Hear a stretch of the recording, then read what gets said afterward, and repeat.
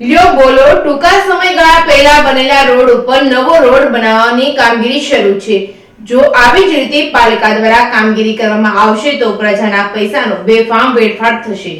લોકસભાની ચૂંટણીના ગણતરીના દિવસો બાકી રહ્યા છે ત્યારે તમામ જિલ્લાઓમાં વહીવટી તંત્ર હોય કે પછી પાલિકા તંત્ર હોય તમામ વિસ્તારમાં નેતા દ્વારા કામગીરી શરૂ કરવામાં આવી છે। ત્યારે વાત કરીએ તો અમરેલીના પાણી દરવાજા સ્વામિનારાયણ મંદિર પાસે પાલિકાએ રોડ બનાવ્યો હતો। આ રોડ લોકોના કહેવા પ્રમાણે 1 થી 1.5 વર્ષ પૂર્વે બનાવવામાં આવેલો છે। આ રોડ હાલ ગેરંટી પીરિયડમાં છે, જેથી સ્વાભાવિક છે કે રોડનું રિપેરિંગ કામ જે તે એજન્સીએ જ કરવાનું હોય છે, પરંતુ અમરેલી નગરપાલિકા દ્વારા કંઈક અલગ જ કરવામાં આવી રહ્યું છે। અહીં એજન્સીના નબળા કામોને છુપાવવા તેના ઉપર નવો રોડ બનાવી રહી છે। લોકોને ક્યાં ખબર છે કે આ લાખો રૂપિયા એમના જ ડબ્બે લાગ્યા છે। નગરપાલિકાના પ્રમુખ દ્વારા જાણવા મળ્યું કે એજન્સીને નોટિસ આપવામાં આવી છે, એજન્સીને ડિપોઝિટ પણ જમા છે।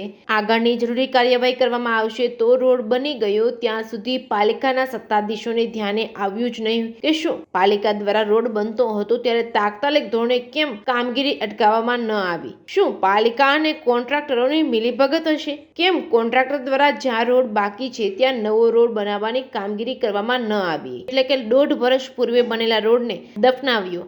ક્યારે આ કામગીરી સામે કોઈ કાર્યવાહી થશે કે પછી અધિકારીઓની મીઠી નજર નીચે જ આવા કામો થતા રહેશે તેવી ચર્ચાઓ લોકમુખે સંભળાઈ રહી છે। Reporting by Jainik Sojitra, Amreli.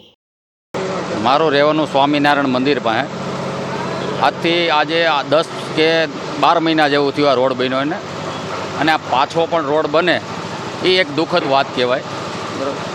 વારંવાર સરકારના પૈસાનું પાણી થતું હોય એ સારું ન કહેવાય, અને રોડનું કામ આમ જો તો સારું હાલે છે, પણ 2 ફેરી રોડ બને તો એ વ્યાજબી વાત ન કહેવાય, અને કોઈને પણ સંતોષ થાય અને રોડ સારો બને અને ભવિષ્યની અંદર એ છે 4-6 મહિના વર્ષદીમાં તૂટી ન જાય અને ગાબડા ન પડી જાય એવી તકેદારી લેવી અને માણસોને સંતોષ થાય। અમારે અહીંયા સ્વામિનારાયણ મંદિર છે અને વિસ્તાર સારા છે બધાય, અને માણસો પણ સારા છે, પણ એનું ધ્યાન રાખવું અને રોડ રસ્તા સારા રહે અને ખાસ ધ્યાન દેવું, અને પાણી ભરાતા હોય એને સાફસૂફ રાખવું, અને જેથી કરીને આગલા માણસો કોઈને પણ તકલીફ ન થાય। અને કોઈ પણ વ્યક્તિ હજી લગીનમાં બીજા કોઈ રોડ બનાવ્યા જ નથી, ક્યાંય બન્યા જ નથી, પણ વર્ષ દિવસમાં બીજી ફેરી બન્યો એ એક થોડુંક દુઃખદ છે। આ રોડ મિનિમમ હું તમને કે થોડોક સમય તો ચાલવો જ જોઈએ, એમ 5-10 વર્ષ તો કાંઈ થવું ન જોઈએ ને, ભલે આપણે 50 વર્ષનો હવે નથી બોલી શકતા, પણ 5-10 વર્ષ તો ન થવું જોઈએ, કારણ વર્ષ દિવસ પહેલાં હજી 10, 11 કે 12 મહિના થયા છે આ રોડ બન્યો એને, અને તાત્કાલિક ગાબડા પડી જવા અને તૂટી જાવો એની તકેદારી લેવી। કોઈ પણ આગેવાન હોય, કદાચ કોઈ પણ કોન્ટ્રાક્ટર હોય, એને આ ધ્યાને લેવું અને થોડું સારું કામ થાય એવું કરવું એવી અમે નમ્ર વિનંતી ગુજારીશ, અને ખૂબ ખૂબ આભાર માની છે। આ રોડ બને છે એ સારું છે, અને આપના મીડિયા માધ્યમ બહુ સારું છે, તો આજ આ વાત ક્યાંની ક્યાંય પહોંચે છે ને આ રોડ રસ્તા બને છે। કેટલા ટાઈમ પહેલા રોડ છે બનાવવામાં આવ્યો છે, શું તકલીફના હિસાબે આ બીજો રોડ બને?